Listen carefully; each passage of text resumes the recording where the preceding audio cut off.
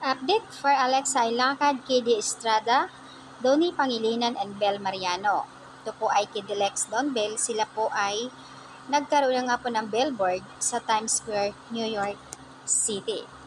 Dito sa hashtag tag 25 under 25 billboard. Dahil sila po yung nangungunang nanalo dito sa tag 25. Nauna nanalo nga dito, Binuto si KD, followed by Alexa, and then Bel Mariano, and then si Donnie. So sila po yung love team na nangunguna dito, nanalo sa tag 25 at nagkaroon ng billboard.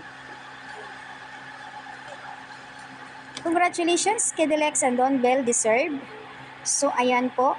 At marami naman nagpaabot ng pagbati dito sa Kidilex. Congratulations, at ilang beses na nga nakakaroon ng billboard ang Kidilex dito sa Times Square, New York City. Nice going, Alexa and KD. Proud to be sweethearts, all sweethearts here. And congratulations sa lahat, both love team.